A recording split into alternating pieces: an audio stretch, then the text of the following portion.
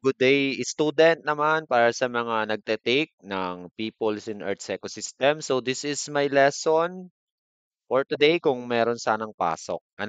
So yung chapter 2 ng ating Peoples and the Earth's Ecosystem, ito ay para sa mga nursing student. Minor subject na na special for the nursing student. So now ito po yung dapat nating i-discuss sa face-to-face pero ini-upload ko na lang po dito sa asynchronous. So this is the chapter 2, the Earth's ecosystem. So we're done with the introduction to the peoples in the Earth's ecosystem para doon sa ating unang lecture, chapter 1.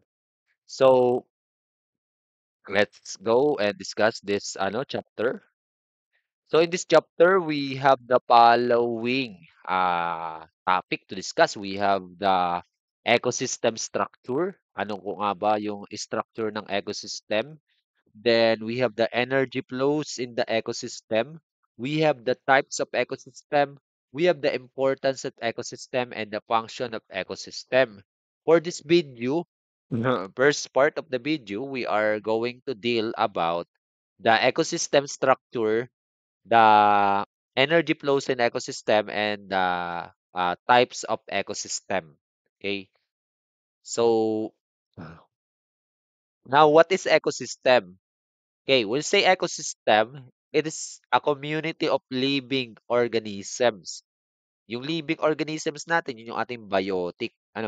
We'll say biotic, anything that has life. So, yung life naman, na-explore niyo na yan sa Gen Bio niyo no high school. Yung mga characteristic kung paano sasabi natin ang isang thing ay may life.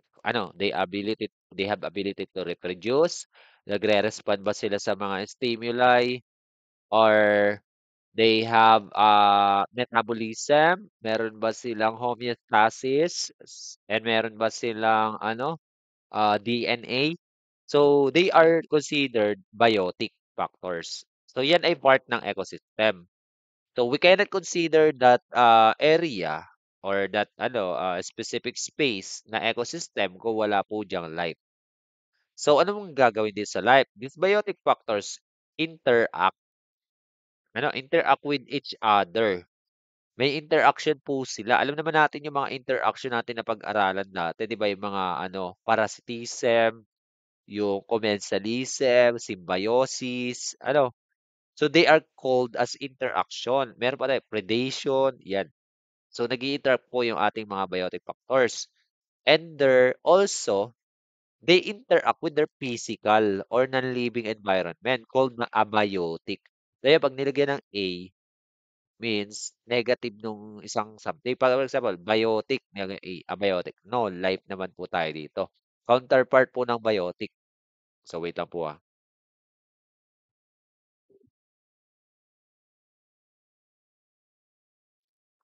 So yan po yung counterpart ng biotic. So in this picture, kung mapapansin niyo, meron tayong frog. This is a biotic. Biotic.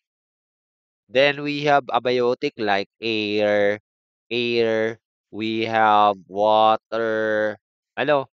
Then when say community of living things, may different species. So hindi lang po frog yung nakikita niyo din sa picture, meron po tayo dito sa tubig, siyempre meron diyang mga organism, may mga microorganism diyan na hindi naman nakikita ng naked eye. Then also meron po tayong mga 'yan, yung mga naglutang na dahon, yung mga parang water lilies. Ano? So this is considered ecosystem yung nakikita natin sa picture. So ecosystem includes all living things like plants, animals, microbes, as well as living elements like non-living elements.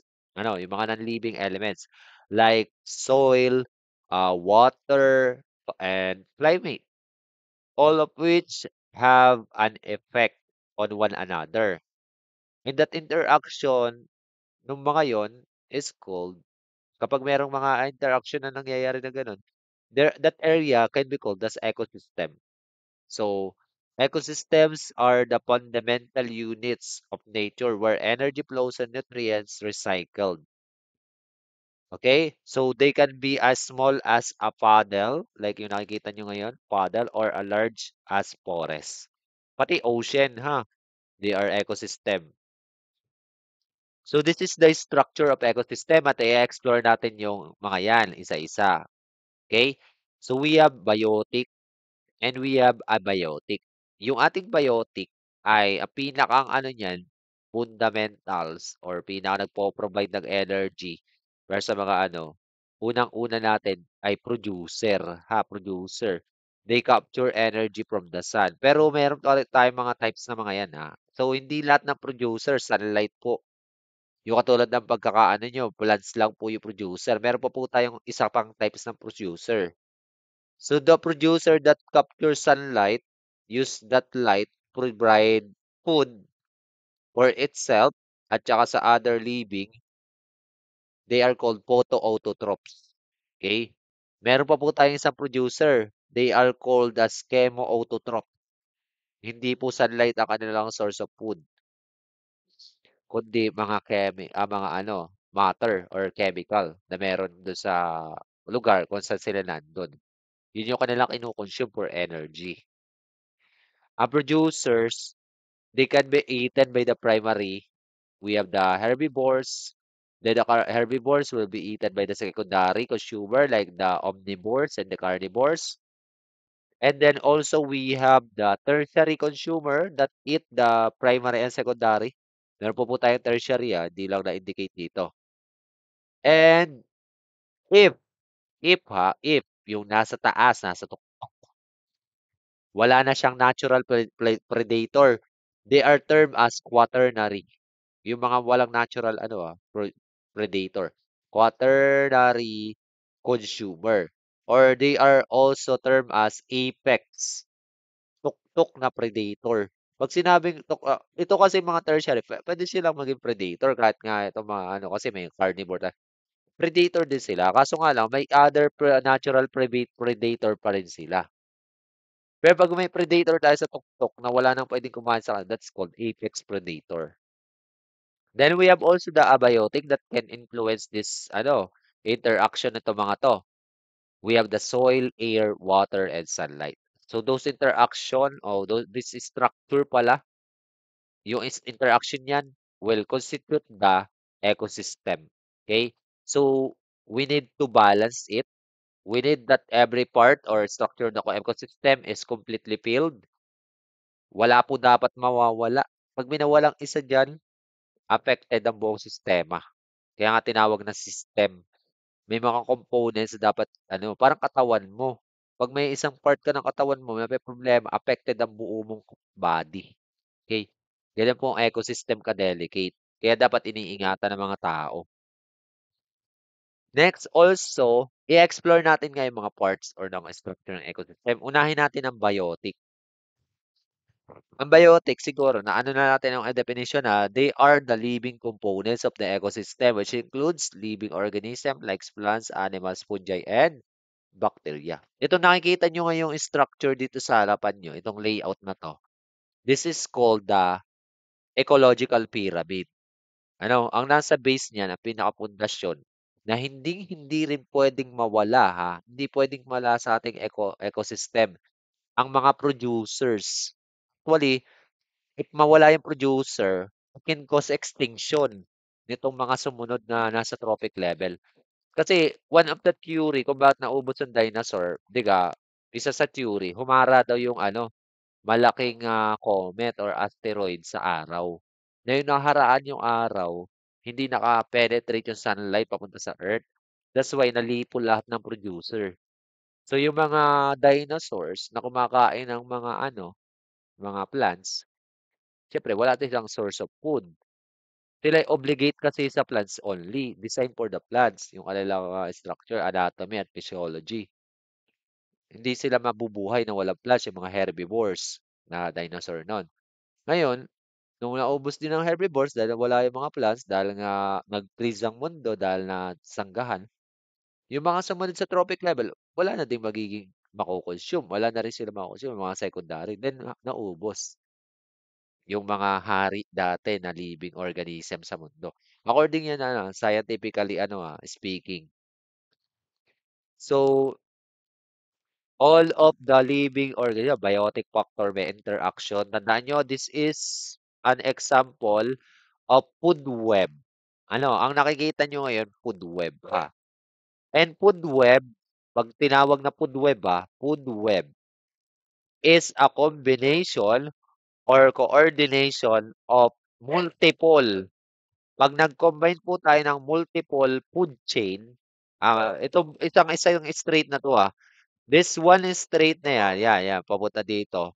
Yan. Ay isang food chain lang. Tandaan niyo, this is called the food chain. Ngayon, ang isang food web is composed of different food chain. Madami. Kasi for example, tanong sa inyo sa exam, itong question regarding this. Akala nyo, forget ecology or parang ano lang, elementary. Pero pala isipan din, i-analyze natin. Example, pabibilang sa inyo. How many food chain? O yan, itong question, how many food chain ang meron dito sa nakikita yung food web? Ilang food chain yan? Ano? So, at ito pong interaction na ito ng mga biotic factors. Bawal po diyang may ma-eliminate. Kasi pag may na-eliminate, alam niyo yung parang tali or parang kadena. May tanggalin kang isang part, putol lahat. Putol. Kunyari, tanggalin natin, na-eliminate, na-extinct itong frog. What happened to those organism na connected sa kanyang food chain or related sa kanyang food web? Ito, tree frog, Pacific tree frog. Or what happened, galit na galit ka sa raven. O, galit na galit ka sa raven. Binaril mo ng binaril yung mga raven. Yan, yung mga ano. Ang raven, kung mapapansin nyo, apex predator siya, dito sa ating food web na given. Walang ibang pwedeng kumain sa kanya. Binaril mo, nangangaso ka. What happened to the population of this other organism na kinakain ng raven? They will increase. It can cause ecological imbalance kapag natanggal itong raven. Yun ang kaya bawat part ng ecosystem ay hindi dapat nawawala. We have to conserve them. Ano? And if ever na may imbalance sa ecosystem, may relationship siya kung bakit merong mga nag-i-emerge na mga iba't ibang uri ng sakit na pumupunta sa tao. Tandaan niyo may relationship po siya sa health, yung pagiging imbalance ng environment. Pagiging sira. Okay? So, ang biotic factors natin, decompose of, we have the producer, we have the primary consumer, also known as the herbivores. We have the secondary consumers. We have the tertiary consumers, which compose of omnivores and the carnivores. And we have also the quaternary na hindi na-indicate dito sa ating image. And one of the important part of ecosystem is the decomposer. Yung mga decomposers, very important po sila para hindi sumikip ang mundo. Kasi we have to recycle the nutrients. And a decomposer is one of the component of ecosystem that will cycle the material, that will simplify again the material to become part of the soil para maging nutrients din para sa ating primary producer. Para ma-organize mo rin ang mundo. Kasi kung wala yung mga decomposers ay talagang yung mga matter na dead na deado, hindi sila made-decompose, hindi sila mapapaliit yung version, di ba? Hindi mase-simplify into atom or mga simplest compound para bumalik sa lupa. Okay? Kung wala yung decomposer, kung galit na galit kayo sa mga bakterya at mga bulate. Huwag po tayong magalit. They are very beneficial. They have the rule.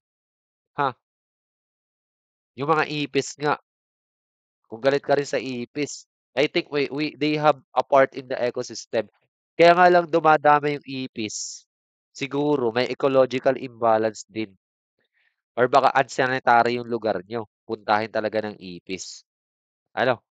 Or yung mga predator ng ipis, wala dun sa lugar nyo. Kaya may mga ipis. Hindi ko lang sure kung ano talaga yung kumakain lagi sa ipis. parang palaka. I'm not sure kung kumakain ng ipis sa palaka.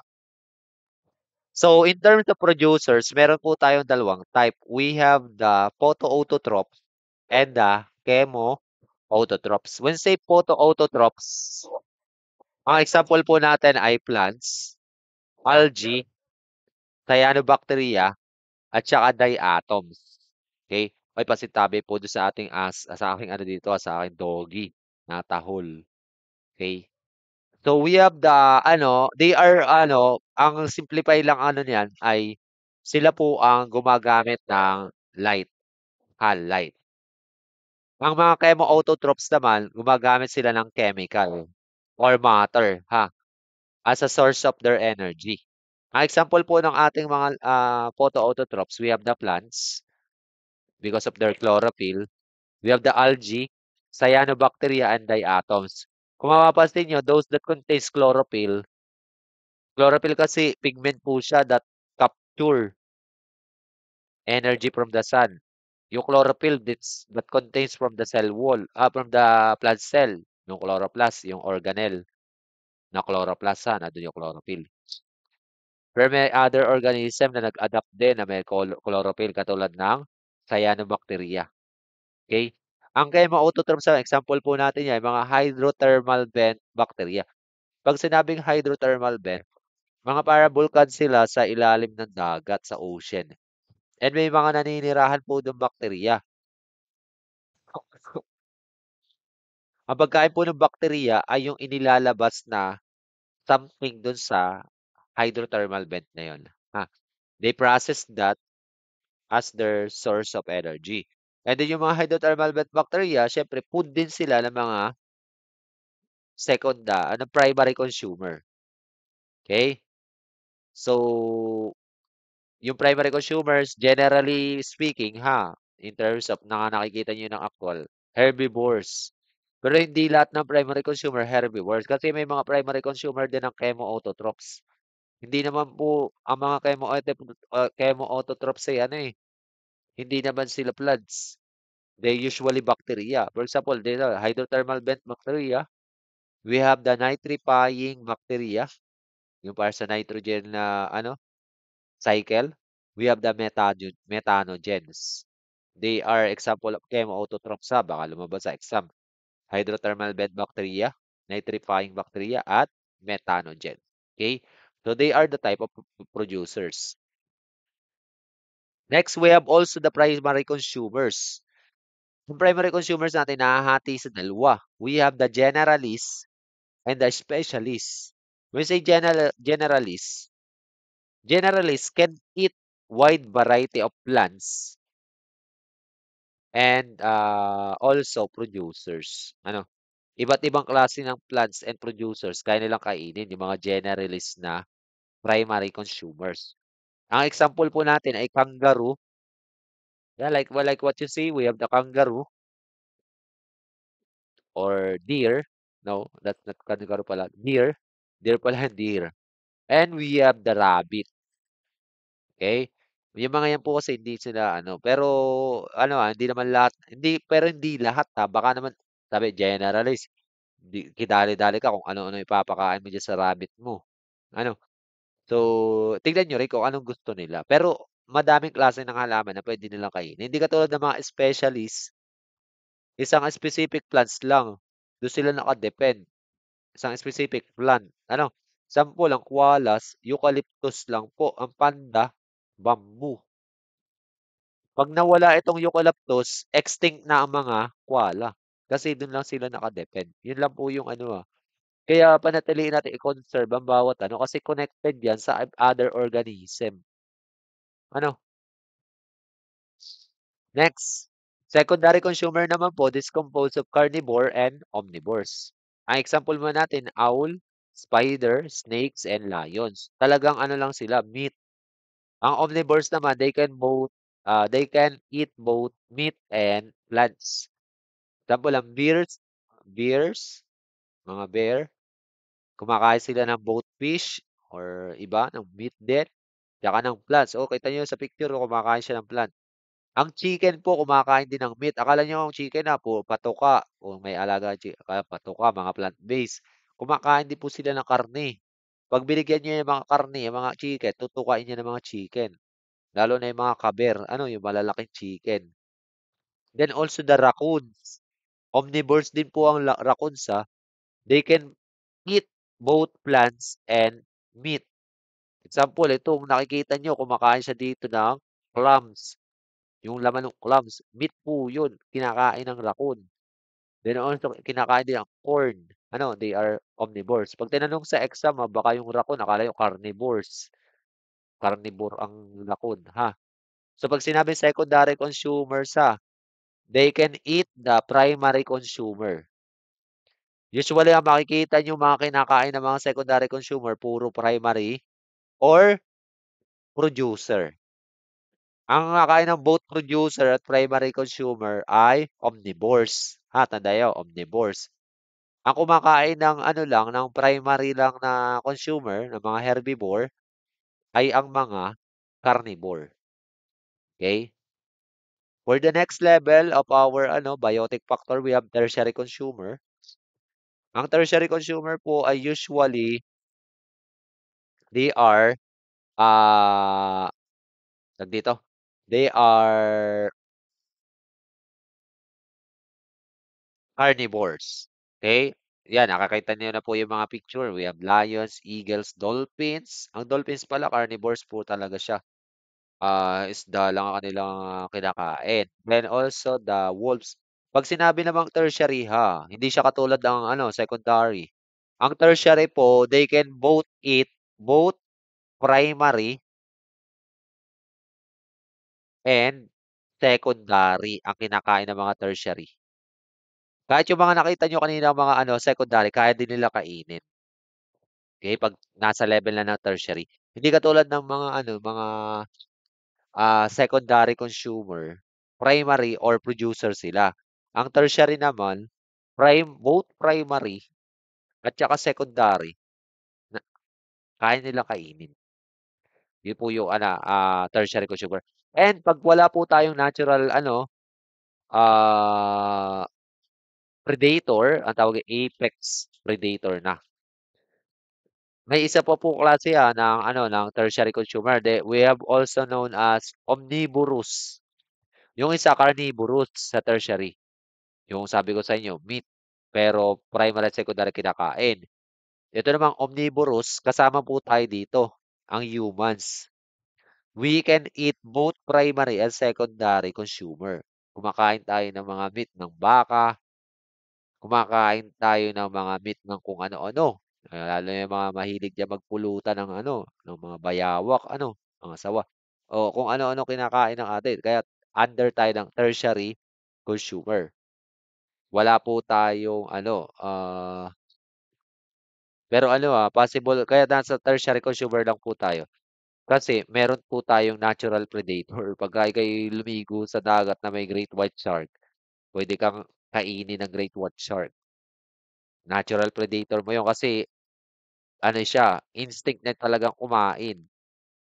And yung great white shark considered as apex predator kasi hindi naman naturally natin kinakain ng mga pating. Depende lang sa gusto ng tao, kaya apex predator na sila. Walang other thing na considered na kumakain pa sa great white shark, yung malalaking pating. Okay. So, we have crows. I'm not sure kung itong crows na ito yung uwak. Omnivorous din po pala ang crows, can eat both meat at saka plants. Or ito, kita nyo, kumakain siya ng bread. Ang bread ay gawa sa plant, ng starch. Then we have also chimpanzees. Ang chimpanzees po ay omnivorous. They can eat both meat and also plants. Specifically, bananas, ang mga chimpanzees. Ang mga chimpanzees kumakain din po sila ng meat, Hindi sila, hindi sila or animals, other animals sa mga chimpanzee. Akala niyo puro saging lang yung mga 'yan. Delikado rin po yung mga chimpanzees lalo 'pag gutom, okay. And then the last level of biotic factors, we have the quaternary consumers or the apex predator. Mga nakikita niyo po sa picture ay wala po silang mga natural predator. katulad ng crocodiles, large cats katulad ng mga tiger at saka ng lions and the bald eagles. Actually, ang lions, one of the video na napanood ko, lalapitan lang sila ng hyena kapagka sila ay nanghihingalon at mahina. Pero hindi talaga sila kayang targetin ng hyena. Ang hyena kasi kung umatake sila in group sila. Tsaka pagka ano din sila eh, opportunistic scavengers ang mga hyena. Pagka may sugatan na yung ano or ano na parang near death na yung ano, tsaka sila umaatake ng grupo.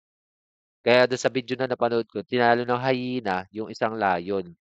Ano, pero hindi po natural predator ng lion ang hyena. Ha? Hindi siya considered ano. Kaya apex predator pa rin ang lion. Okay? So the next is the decomposers. So for this ano part 1 ng ating ano discussion muna, sige. Ay puputulin ko lang muna dito sa decomposers. Ano? Then mag-iiwan ako ng tanong para sa mga gusto magkamero ng recitation. Okay? So now we have the decomposers. Ang decomposers includes the saprophytes such as the fungi and also the bacteria. And also distributors. Mamaya malalaman natin kung anong pagkakaiba ng dalawa yan. Ito ba yung mga example ng mga decomposers. Sabi ko nga sa inyo, very important ang role ng mga decomposers kasi sila ang nagre-recycle ng mga nutrients sa ecosystem. Then meron po tayong dalawang classification ng decomposers. We have the detritivores at saka saprotrophs. Now, what is the difference between these two? So the main difference ng dalawa, ang mga distributors po, they are eat they are eating matter internally. Pumapasok po sila dun sa loob ng matter, katulad nitong worm. Ang example ng distributor sa worm at saka millipede. Papasok din sila sa loob, then habang yung pagpasok nilang yun, kinakain nila yung mga nadadaanan nila. Okay? Example lang, worm. I'm not meron naman po tayong tinatawag na earthworm. Ang earthworm naman, usual sa pagkain niyan ay soil. Papasok siya sa lupa, then kada madaanan niya, kinakain niya, dinadigest niya yung soil. Kaso nga lang, yung soil, di ka sure. Kasi doon sa soil, may mga organic matter na galing din sa mga dead. Ha? Pero may mga klase ng worm, katulad ng crawler, African night crawler, na talagang mga organic na nabubulok ang pinapasukan at kinakain internally. Okay? Ang saprotrophs naman, iba siya sa retrivores ha. Ang saprotrophs, dumidikit sa labas, sa external. Then, kunyari ito, fungi, mushroom. Pag may dead log or patay na puno, nasa labas mo sila matatagpuan, then may roots sila. Ano? Then, magre-release sila ng enzyme para ma-simplify yung organic matter na meron doon sa dead. Enzyme ang nire-release nila at nakadikit sila outside. Hindi katulad ng mga detritivores, pumapasok sila sa loob. At pagpasok sa kinakain nila yung mga makukuha nilang materials for their energy. Ano? And siyempre, from their body, nire-recycle nila materials. Then lalabas yun as dumi nila ng mga distributors papunta sa lupa ulit. Nagiging soil yung mga kinakain. Ang sa saprotrophs naman, gano'n din, nagiging soil pero sa pamamagitan ng pagre-release nila ng enzyme papunta do'n sa material kung saan sila tumubo. Hindi lang po fungi, pati bakterya. Gano'n din ang bakterya, ang mechanism. Okay? Externally, magre-release sila ng something para ma-simplify yung material. Tapos tsaka nila madadigest para ma-engulf. Ang mga bakterya by means of phagocytosis. Ini-engulf nila yung something na gusto nilang i-digest. Okay? So, other key players po na very important sa ating biotic factors ng ecosystem ay ang mga scavengers. Alam niyo, may benefits ito mga scavengers. Pag sinabi natin guys or class na scavengers they are very opportunistic. Lumalapit lang sila pag patay na. Tandaan niyo, pag patay na. So, bago ma-decompose yung patay na animals, kinakain ng mga scavenger. So, one of the benefit ng scavenger, siyempre, hindi na mamamaho yung deads. Hindi na siya mag-spread ng disease. Kinakain na agad nila, fresh. Ano? Example po ng ano natin diyan, scavengers, we have the vultures, hyena, and Komodo dragon. Okay? So, that's all po muna para sa first part ng ating discussion about Earth's ecosystem. Okay? So, my question in this video is ito. Sa palagay nyo, what if tawag dito? What if maubos ang mga worm o mga worm mawala? What do you think would be the consequences of their extinction? Although mabilis naman sila dumami. What if mawala sila dahil baga may climate change, yung temperature baka hindi akma na sa kanila. Ma-extinct sila dahil sa ano din mga pinagagagawa ng tao, yung mga worm. What happened or what are the consequences if ma-extinct? And how is that consequences can affect the health of the community if mawala yung mga worm? Okay? That's all for this video and God bless class.